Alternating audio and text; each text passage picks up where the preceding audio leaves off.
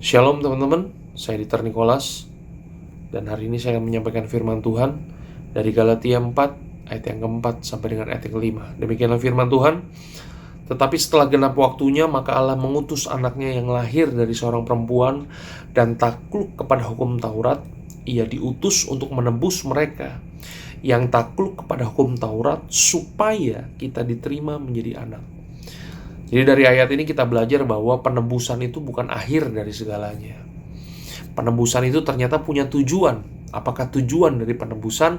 Alkitab berkata supaya kita diterima menjadi anak. Nah saudara, saya mau supaya saudara patri kebenaran ini bahwa saudara dan saya itu memiliki identitas anak. Nah apakah yang dimaksud dengan anak? Anak itu adalah sesuatu yang berasal dari Bapa. Nah apakah Bapa? Bapa itu dalam bahasa Aramnya dipakai kata Abba yang punya pengertian sumber. Jadi anak itu adalah sesuatu yang diambil dari sumber, ya. Oleh sebab itu teman-teman di sini kita belajar bahwa segala sesuatu yang diambil dari sumbernya itu harus sama nggak dengan sumbernya? Iya, harus sama. Betul nggak sih? Makanya tujuan kekristenan kita sebenarnya bukanlah untuk membuat teman-teman kaya dan sukses. Tujuan kekristenan kita seharusnya kita menjadi semakin serupa dengan Bapa kita, semakin serupa dengan sumber kita. Itulah tujuan kenapa Tuhan menebus kita, karena kita diterima menjadi anak. Oleh sebab itu pahami hari ini bahwa teman-teman bukan lagi orang-orang yang biasa. Teman-teman ditebus Tuhan, teman-teman diangkat, teman-teman dijadikan anak.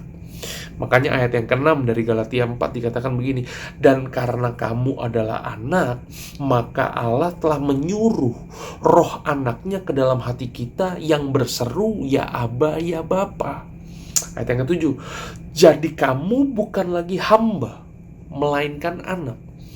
Jadi Alkitab terjemahan baru berkata kamu bukan lagi hamba. Tapi kalau teman-teman mempelajari Alkitab dalam terjemahan lama, di situ dikatakan tetapi kamu bukan lagi budak. Agak kasar teman-teman, tapi saya lebih suka terjemahan lama karena lebih tajam. Jadi saudara dan saya kita bukan lagi budak, tapi kita adalah anak. Oke? Karena jikalau kamu adalah anak, maka kamu juga adalah ahli-ahli waris oleh Allah.